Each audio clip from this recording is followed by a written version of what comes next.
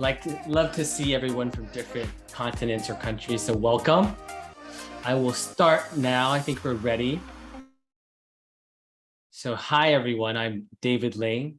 I'm the program manager of our Founder Catalyst programs in Asia, and also the program manager for MIH for startups. That's going to be happening very soon, right? A bit about me. I grew up in Taiwan, but I had an American education, hence my accent. But my passion is to connect people across the world, and I'm doing that right now, so I'm happy. Right. A bit about Techstars, who's behind this program alongside MIH and Foxconn. Techstars has 52 accelerators across the world currently. We've invested in 3,000. We hit that mark now. We were at 2,900 for the longest time. Now we have invested in 3,000 or so active startups. So that's an amazing feat. And we have a lot of different ways of connecting our portfolio companies to each other and to our network, right? And more about that later. But today it's about our partnership with MIH and the MIH for Startups program. So I want to bring our amazing Joe to the stage to tell you more about MIH and what they're doing in the innovation front in EV and how this program is going to change your life if you're an EV company, right? All right. Thank you, David. Thanks, David, for the introduction. And hello. Hi, everyone. My name is Chang. So I'm the head of marketing at MIH. So I'm super excited here today, to be able to see all of you joining this session today. So let me quickly share with you all about who MIH is, if you haven't already learned that, and why we're creating this startup program with Techstars. So MIH Consortium is an Foxconn initiative, and we are creating an open electric vehicle ecosystem that promotes collaboration in the mobility industry with the goal to lower entry barrier to accelerate innovation. So we currently have more than 2,400 members from around the world, and we're working together to realize key technologies, develop reference designs and standards through our 14 working groups. Just to name a few, so they are like electric powertrain systems, battery energy management, autonomous driving, smart cockpit. And with the reference design and standards, we create go-to-market opportunities together with Foxconn and our members. So MIH, we are super excited to be working with Techstars to create this MIH for Startups powered by Techstars program to drive innovation with startups around the world, as we really believe that startup being the key to future EV innovation. So quickly about this program. So MIH for Startup program, it runs from August to October, with the application deadline coming up in just 3 days, October 14th. So if you haven't completed your applications yet, so yeah, please do that. If you're interested in this program, please do that by the Sunday. And we will have a demo day in November, where we will be bringing the final teams to Taipei, Taiwan for the demo day, and have a chance to sit down with MIH to discuss proof of concept projects, and also meet with Foxconn investment team to discuss investment opportunities. So yeah, so if you're a startup working on EV related areas, we would love to have you join this MIH for Startups program. And we'll share the application link in the chat shortly. And we'll have some time at the end to talk more about this program during the Q&A if you have any questions about that. So without further ado, let me give the floor back to David. Thank you.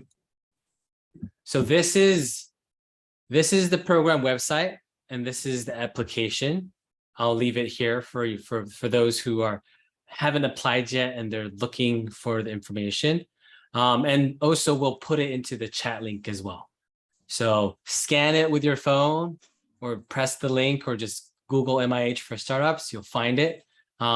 Excited to see you all join and see you guys in Taiwan. Okay. So back to today's session, we have two amazing founders joining us today, and we're going to be talking about how important global innovation and collaboration between startups is, right? And so we're going to go down into the nitty-gritty of why collaboration between founders and between startups is actually really beneficial for both parties, and how that kind of played out for our guests today. So without further ado, I want to introduce to you all Jean and Raphael. And I will let Raphael and Jean talk about a bit about how they ended up founding a EV startup and running them currently, and also how they joined into this this space, right? So let's go with Raphael first, and then we'll go to Jean. Yeah, thank you, David. Happy to join the session today. I'm very thankful for this opportunity. I'm from Munich in Germany originally. Me and my co-founder started a EV company last year, or end of last year, since we figured out how inefficient many processes are in the EV charging space, especially. My personal background is I was working in a software company and originally studied physics.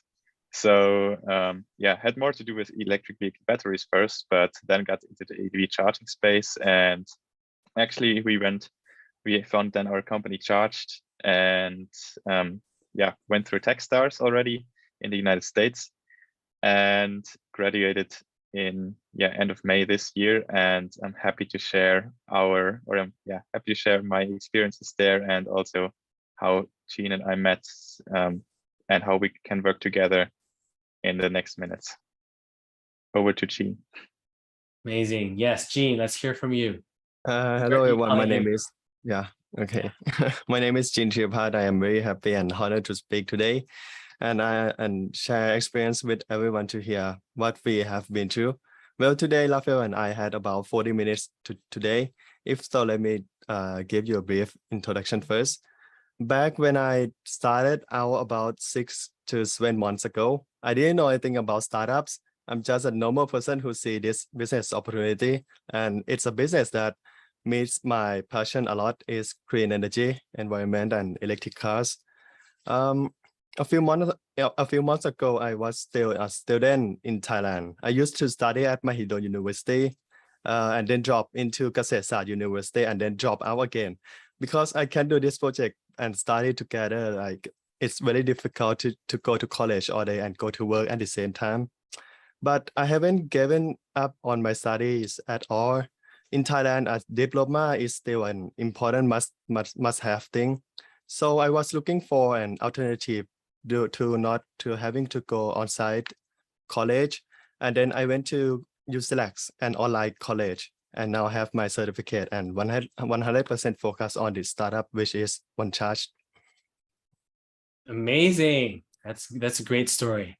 And so without further ado, I want to transition into the backgrounds of each startup, so we can pave the way of how they came in and collaborate. So I'm going to share my screen, and let's go in the order of Charged with Raphael first, and then OneCharge with Jean second. So ready when you are, Jean. No, not Jean, Raphael, sorry. I'm ready. Can you see my screen? I see a screen, yeah. Right. So basically we founded Charged because we figured out, first of all, we have a lot of private charging infrastructure out there, which is, for example, at workplaces, hotels, malls, and so on, which are not operated by large network operators. And another big issue that we figured out in the EV space is, if you drive a combustion engine car, is everyone has the same process of fueling up. So you go to the fuel station, fuel up, and you go ahead. This changes dramatically when I drive an electric car, because everyone has a different situation. One person may have an opportunity to charge at home because I have my own house with my charging station. Another person has not this opportunity because this person lives in the middle of the city. And so you see there are different situations, and maybe not a person which has his own charging station can just start every morning with 100% and the other person cannot. And now many people want, for example, charge at their workplaces, but now who has yet the priority to charge there?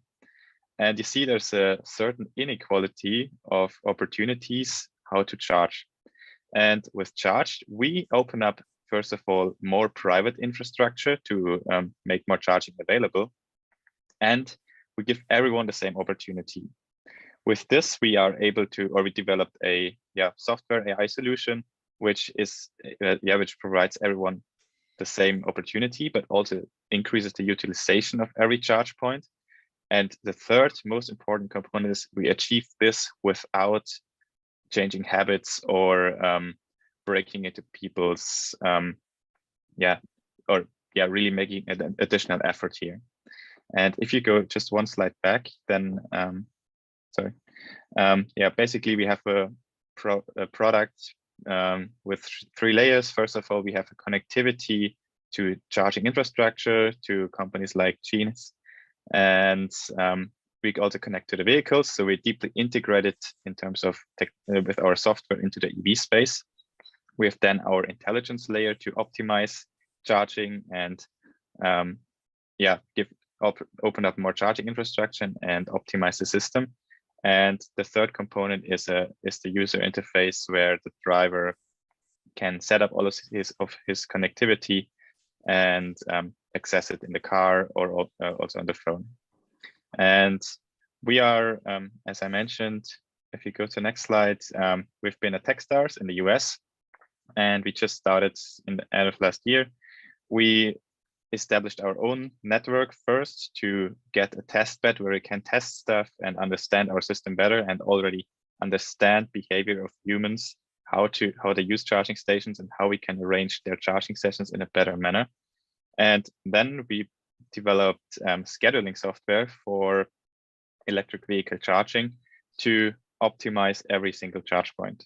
So there would be basically on our charging network, we generate first revenue and operate this now also with corporations in the United States. Great. Now we transition over to Gene to talk about OneCharge. Yeah, so we will begin with a simple question. What are the problems of the electric vehicle industry in Thailand? So we found that people using electric cars have to download more than 10 to 20 applications in order to cover the charging points. So we came up with the idea that we are going to create an application that combines all apps in one single page. But it's not that easy as we think. Electric vehicles are very new to our country. Each brand wanted to make by their own. So we pivot the model as we build the additional platform so that people with a pace who are interested in charging sessions can gather here without wasting time and money to develop the application or platform. Yeah. So this will be the phase of platform that the owners of the charging session sees. Will be able to see how much income, how many users to charge every day, charging status, how many kilowatt of the power, and most importantly, they can without money every day. Next slide. So by our business is really easy. We go to explore your area and we will have a requirements for what kind of area it must be. Then we will have a team of experts to install the charger and then connect to our backend system. That's it. You can now own the charging station.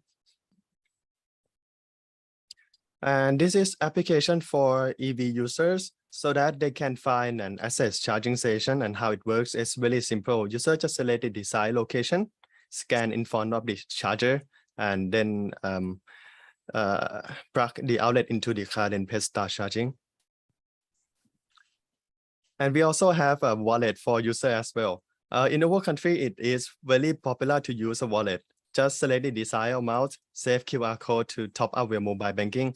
That's it. The money go into the user wallet itself. When charging is complete, the system will deduct money from the user wallet according to the amount of energy and according to the price set by the station owner. So we do this business not only to help entrepreneurs to earn more, but we also help people use electric cars to use it as easily and more confidently. So I will talk about how I met Charge. Okay. Yes, please do. Okay, so can I start now? Oh, Yes. okay. 6 months ago, I just started a company. I started looking for the opportunities to find partners by joining a Facebook group related to electric vehicles. I met someone who made the app, so I messaged him to discuss the details about the app. Believe it or not, that person is Charge co-founders. His name is Thomas, and we haven't talked in a long time. And Raphael, please tell others how we accidentally met. Yeah, we actually we were in this Facebook group because we were looking for test customers and used all of the social media to get EV drivers, and we're joining all of the Facebook groups, of course, to get test customers for our platform. And I saw Gene's progress on LinkedIn a couple of weeks ago, and I was just curious. Actually, I met a lot of competitors and other companies just because I was interested in talking to them and to learn more about their solutions. And yeah, that's also how I met Gene. We reached out and set up an intro call to learn about our solutions, and yeah, saw that we have a same vision in making electric vehicle infrastructure accessible to more people and simplifying it. Gene with a solution to open up more chargers and bringing them all together in one platform, and Charge with integrating it or making it more accessible through applying it to different lifestyles. And yeah, we saw great synergies there on how we can collaborate and set up also communication channels and groups with his team and our team to exchange knowledge and experiences here, and also find a way how we can complement each other here. Amazing. So just to clarify, you guys didn't know each other. Thomas and Gene met through Facebook, and then Gene and Raphael met through LinkedIn again. Yeah. In different situations, but both of you guys were trying to find different things, which is one is partnerships, and then the other one would be test customers, but you found another founder that's doing something similar. Is that correct? Exactly, yeah. Amazing. And how did those synergies kind of come up, right? So could you go and elaborate into like how you started talking about how these two softwares, which we just heard about, which are similar, right? But because one of you guys is based in Europe and one of you guys is based in Southeast Asia, where were the similarities and where were like the differences where you could capitalize on each other's strengths and weaknesses? Gene, if you like, you can just explain a bit how the market in Thailand works, and I'm happy to go into the US and Europe. I think that's a good explanation. So I want to discuss our system first. Like as we do both the similar platforms and applications, we can adapt to use the others features. This makes development easier and more efficiency. Generally, charging station that can collect money use the same OCPP system almost all over the world. This makes it even easier and for us to do it. So I want to talk about in Thailand, the layer in Thailand about EV. Currently, electric vehicle charging stations in Thailand are very few compared to other countries. Back in 2021, Thailand only had 700 charging stations compared to Germany, more than 45,000 charging stations. If the number is wrong, tell me, Raphael. And the number of the electric cars in Thailand at the present is only about 6,000 units only. The reason is because electric vehicles are very new in our country, and what challenge is there is not much emphasis here on synergies. If I ask how we got this to this point, I have to say that it's not from a big fund or an investors, but rather from an angel investors. Because in Thailand, startups that are stage idea at that are new, but I mean they don't really funding in the startup in stage idea at all, or are very few in Thailand. Therefore, making an application that combines other apps in one place is very difficult task. So we pivot the model to be an application open platform so that people with a space can invest in charging station, which the feedback is better than we thought. Yeah. And yes, I think it's very different for Europe or the US, for example. The markets are more advanced, so we are in a different stage here. So it's not just about putting charging stations out, but it's also using the existing infrastructure in a better and more efficient way. And that's exactly how we also came together, because we had many experiences on how charging infrastructure is facilitated in Europe, for example, and what solutions are here working and what are not working. And on the other side, we see what Gene is doing, which is a pretty lean approach of bringing charging stations into one platform. And I think this was really where we see the synergy, or saw the synergies that we in Charged, since the market is also a bit more advanced and we have more electric cars, and a new problem to solve on how to use this infrastructure better is a different layer in the EV space. And you don't really compete in the EV space, since the markets highly also rely on regulations of the individual country. So it's very beneficial to really share technology, and also or especially technology and user flows and how the user interact with these systems. And I think that's the greatest synergies that we share to really and why it's not really a competitive thing when you are in different continent or market, because it's the user behavior is different and the regulations, but the technology is still the same. So and that's how we actually also started to work together and to discuss things around how to implement charging infrastructure better, and what software technologies we use, and how we integrate different systems like a route planning or other functionalities for electric vehicles, which are mainly available in Europe, for example, but not in Thailand. And therefore it's great to see this. And for us, it's even beneficial at Charged to have to tap into existing networks. So when Gene is building up a network, we can provide this also to our customers, or provide our software and intelligence to Gene's software and adapt it here. And those are the great synergies, looking at different markets and somehow different problems in terms of the stage of the market, but in terms of technology, we use the same applications here. Got it. So before talking to Gene or vice versa, did you guys know that there was such a drastic difference in technology and infrastructure in different parts of the world, or that kind of clarified that for you, since Gene has on the ground experience in Southeast Asia, and Raphael, you have on the ground experience in the US and the EU, right? Did that kind of insight come about after talking with each other, or was that already a preconceived thing that you knew already? For me personally, it came especially when we were talking to each other. I think also in Asia, Gene, please correct me if I'm wrong, I think there are also different countries have different legislations, of course, not just but regulations. And I especially, learned a lot about in which stage the market is and what the problems are there, because of course in every stage of the market you have different problems to solve. And that's really what showed me the difference after talking to each other there.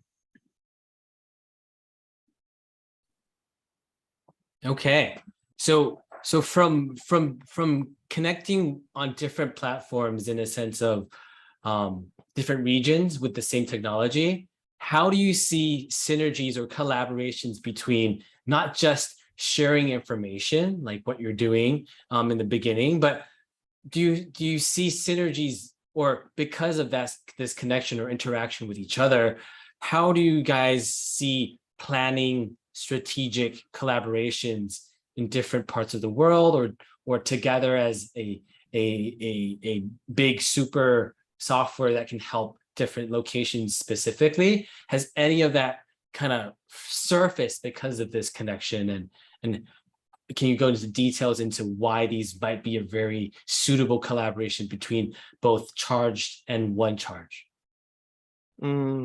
If asked why we are not competitors, even though we do similar things, I must say that the world had changed. We saw greater opportunities to have us cross-platform together with Charge.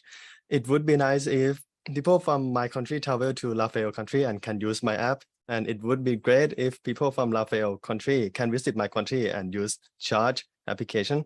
Sounds cool, right?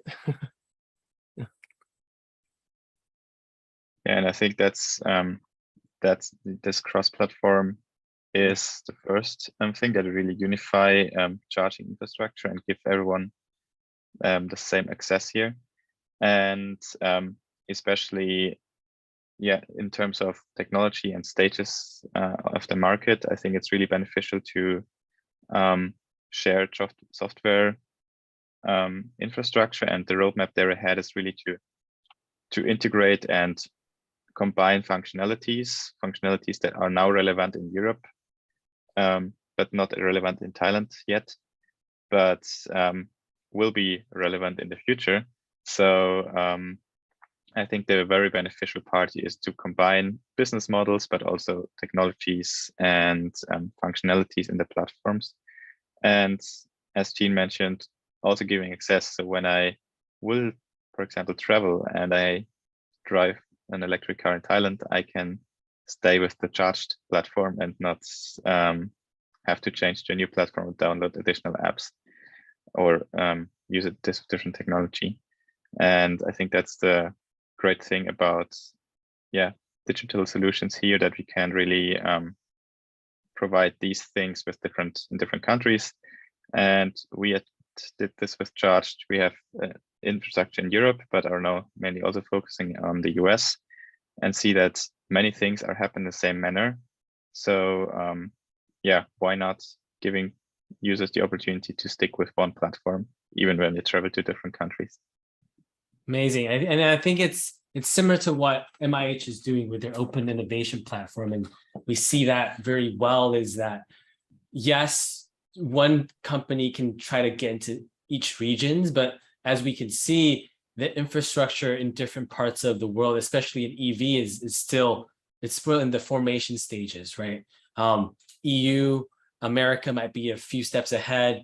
Southeast Asia, maybe Central Asia or Eastern Asia are a bit behind in some regards, but it'll take way too many resources for just one startup to kind of expand into everywhere, right? And what we want as the EV or the greater EV ecosystem is to bring adoption faster, and collaboration can help that. So Jean can focus on Thailand, Raphael can focus on Europe and America, while everyone can use the same experience. And the more people that use these technologies, the better. And you can focus really well in those regions, right? And that's what MIH is also pushing, is open platform innovation, where we can plug and play different technologies with each other. The more people talk to each other, the more people collaborate, the faster we can innovate and iterate.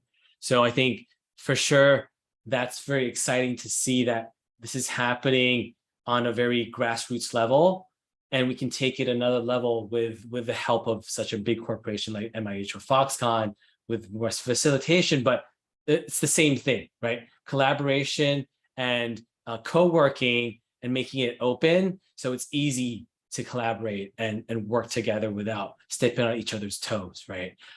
That's really good to see and good to hear. And so let's end with a few takeaways from just connecting with founders, right? So today's theme is about collaboration and cooperation. And a lot of people might have joined that third masterclass we had with Ted Sabinski.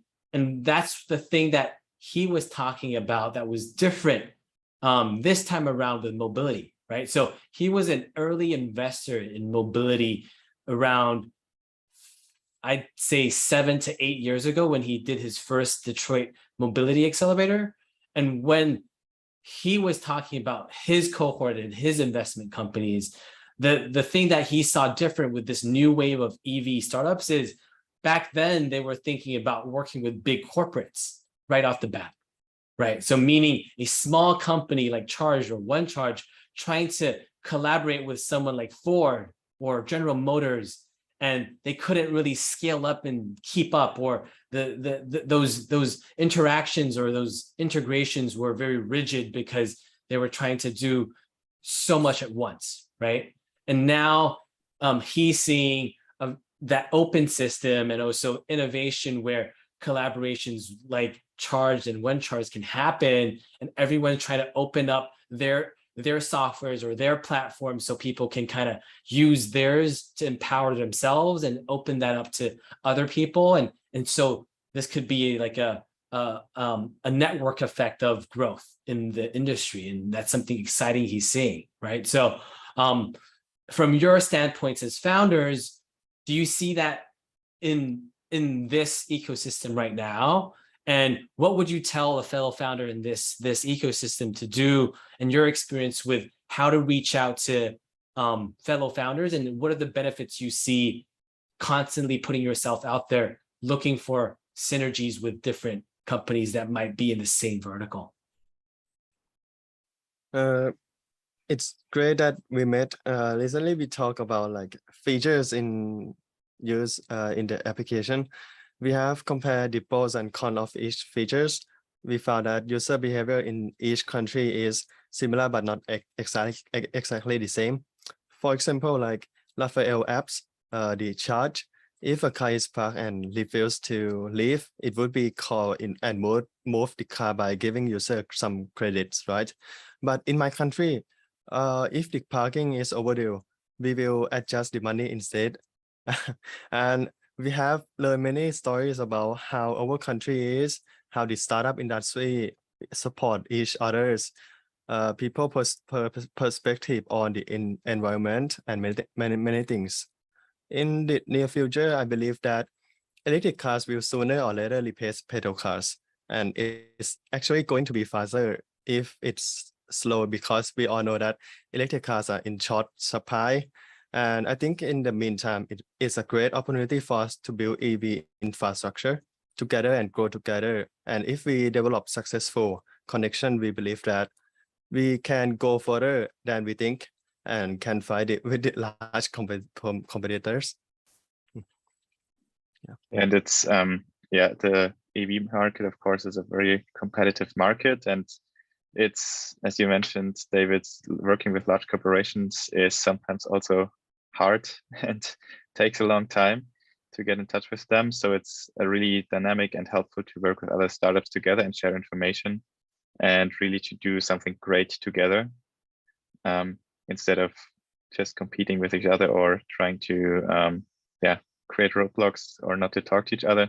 So I think it's really beneficial and important to share information, to exchange knowledge, and to really open up and discuss all the problems that happen, to ask others how they solve it or how to solve it together. And I think especially for us, also Techstars was an amazing platform for that, because it's really taught us how important it is to talk together and how to leverage the Techstars network and the Techstars network, but also the other companies in our cohort, to really discuss several or different types of problems, from fundraising to how to acquire customers or doing legal things in different countries.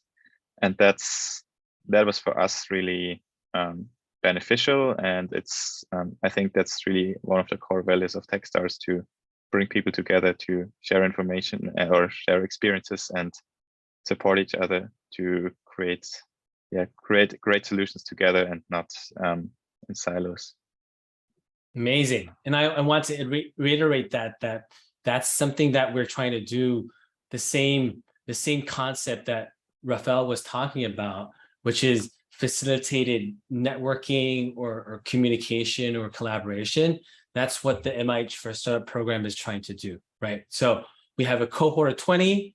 So 20 startups from across the world will be engaged with this facilitation program, where not only are you talking to each other, which is the 20 cohorts, startups from across the world, also you're talking to closely with MIH and also Foxconn and the members that includes in that, right? So you'll have the MIH network, you'll have the Foxconn network, you'll have the Techstars network, and each other, right? So think about that in a sense of collaboration and innovation. And what we're trying to do there is to break down those barriers. So you don't need to go to LinkedIn, or you don't need to find Gene on Facebook. You find them in these programs, and basically everyone's incentivizing each other to collaborate and talk to each other and find synergies. And if there's no synergies between Gene and Raphael, I'm sure Gene's friend has synergies with Raphael, right? Or vice versa, right? So that's the kind of facilitation that program brings to the founders, where they can focus on building their product, but also you'll get a lot of different angles that come in and say, hey, talk to this guy for a bit. I think they can help you. And that's where Joe and me and the program teams come in during that program. What we're doing is we want you to focus on building and innovating and telling us more about what you're doing, so we can go out and bring the right stakeholders in Foxconn to come talk to you, bring the right member from MIH here to come talk to you, or bring a Techstars alumni to come talk to you and see if there's possible synergies, collaborations, or ways we work together to improve sectors of this space. Because at the end of the day, everyone in this space is trying to bring this space forward into adoption, so it turns into mainstream, right? So that's very exciting to see, and I'm really happy to have that happen in a non-facilitated and facilitated way. And really cute thing that Gene and Raphael wanted to do was they created a WhatsApp group, and I'm going to share the WhatsApp link. It's for anyone and everyone who is interested in talking about EV or charging, or they geek out on how do we take over the world with batteries, right? This is that place for you guys to talk to and create like the synergies and bonds here. So if you are in that sector, if you're a fellow founder, which I know a lot of you guys are, take a time, open your WhatsApp, scan the QR code so you can talk to Gene and Raphael directly. So I'm gonna leave it there. And after that, we can open up the floor for questions. So if you have questions, or you want to kind of come in and share your thoughts about today's session, type in chat what you want to talk about, or raise your hand, or just unmute yourself and say hi. Love to talk to all of you guys here, interact. And if you have questions about the program or the deadline, me and Joe are here to answer your questions. So yeah, let me leave this for a bit. But yeah, keep the questions coming or interact with us. We don't bite. Thank you guys for joining, and excited to see what other things we can create during and after these programs that we run.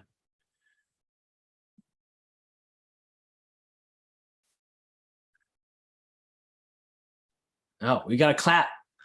I like claps, but I like raise hands too. I'd love to hear, we'd love to hear from you guys.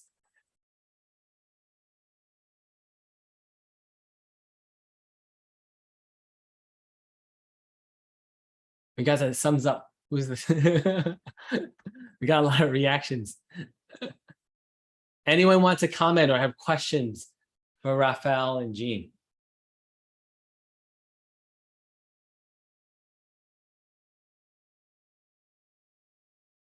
Or questions for me or Joe?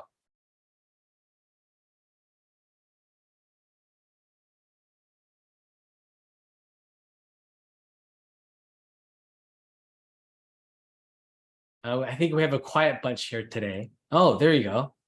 I don't know how to pronounce your name. Tor. Does anyone know how to pronounce that? Torbjorn. I'm sorry.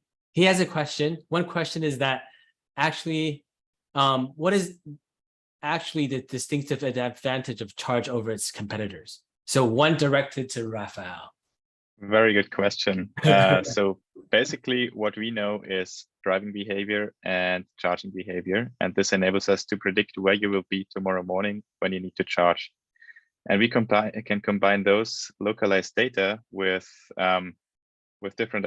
So first of all, for example, for depots of fleets, to share charging stations between depots, which actually leads to a 4 times higher electrification of electric fleets. That's one application. The other application is, for example, if you have a restaurant chain, those companies are interested in knowing more about their customers when they will be there, and also to what price they should provide charging. So we can dynamically provide charging, and therefore we have a software as a service offering and also transaction offering. Great. Another question. I can't really pronounce these names. Gwenter. How do you make money? Are you asking me? Are you asking Raphael or Gene or Joe? Right? We make I can answer this question for us. How we make money is, as I said, with software as a service offering for large corporations and also other charger owners in different tranches. So depending on how many charging stations you own, and a transaction-based functionalities where we take a share for every transaction. Like imagine like Google. So if you provide Google Ads or use Google Ads, then you can leverage the same systematic in the EV charging infrastructure. And I was just actually talking to William Way, the CTO of Foxconn, last week, and he had a very good comparison to see the charging infrastructure like the internet in early days, and that's exactly the layer that we built. Amazing. How about Gene? How do you make money? Okay, so we get 5% per charge from the owner of the charging EV station, and we also have a platform fee. Yeah, that's it. Our 2 main income. Great. Any other questions? Those are great questions. I like those. Oh, Chris has a question. As well as collaborating on technology and offering common services across the markets you currently operate in, how do you see opportunities for leveraging your collaboration to expand into new markets? So maybe it's Raphael and Gene working on taking over a different country. I think that's a great idea, but of course you always run unlimited resources as startups. So I think we are really open to also talk with founders from other countries who would like to, or who have already their network and customers there, or business up and running. And we're happy to talk also to everyone from other countries to share information and to roll out in different market segments and to find a way to collaborate here. So more so collaboration in the sense of maybe going to these new markets without actually going into them and finding partners there to collaborate with. So you can have a rev share sense or maybe licensing. That has been what I've been seeing with a lot of collaborations with startups is if they find synergies with similar startups in an area, other than just going in by themselves and setting up shop, having them license out to similar founders who understand their technology, it's easy for them to kind of localize your technology, right? So maybe that's a really good segue. Another question, great. What data would you like to have to improve your prediction of where customers will be charging? So basically we connect into, or we deeply integrate into all of the electric vehicle or EV, the devices that are used in the EV space. So from charging infrastructure to networks, from charging stations that are directly connected to our system or to charging infrastructure from other networks. And that's first of all, charging data, and of course also driving behaviors. So we deeply integrate into the vehicles, have their agreements, and this way we can can learn a lot about every single driver out there and every single driver who will use a specific charging station. And this way we can predict many patterns around the utilization of a charger. Great. We have one more question. So you track location of every driver at the time. I mean, at all times, I think, what he means. So you track locations at all times. Actually, we don't have to do this because you live in the EV charging space, and this has a it's very best explained like it's not a continuous space. It's you have your charging stations, and those are the relevant points. So you don't have to go in geographic location to optimize the system, but I'm happy to go deeper into this afterwards. So if you join our WhatsApp group. Amazing. I think he's really interested in what you're doing. Exciting. I see a familiar face. Universal, you're raising your hand. Do you want to come off mute and ask your question? Hi, yes. I have two questions. Where do you see like, because I'm in South Africa, where do you see Africa going with the whole EV? Because we're very young at this moment, and the EVs are very expensive for one to the market it's at a low currently. So where do you see like assistance, seeing that we're talking about collaborations in terms of maybe growing the market in Africa, not only South Africa, but in Africa? That's one question. And the other question is, can tires be another way to charge than your electric vehicle stations? Because currently we as a company, we're going the route of using tires to charge your electric vehicle, still in the prototype stage. There's a couple of things that we still need to add to the tire.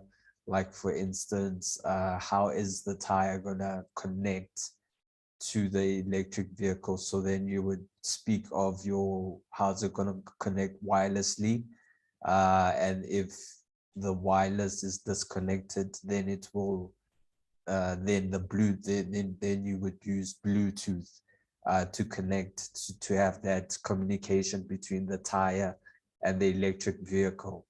So do you see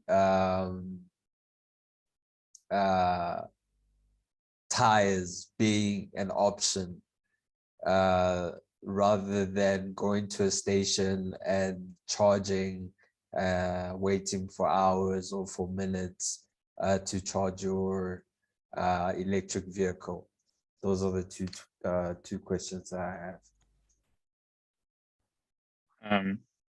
Regarding the tires, I think there are many. Actually, I didn't hear about the tires yet, but I heard a lot, or was a lot in the wireless charging. I think there are many things that have to be tested currently, and I think there's probably no right or wrong currently, or no proper conclusion yet to make. I think there are great developments in the wireless charging infrastructure or wireless charging technologies, but I think you always have to see for what application and in what situation do you want to use that.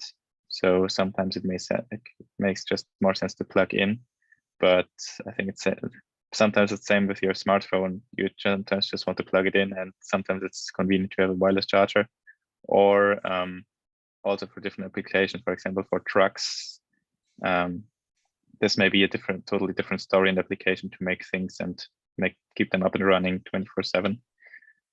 So I think there are different opportunities in terms of also collaboration, or how we see the market in Africa. I think it's really important, or that's great that you actually mentioned it, because it's important to understand how it actually works there.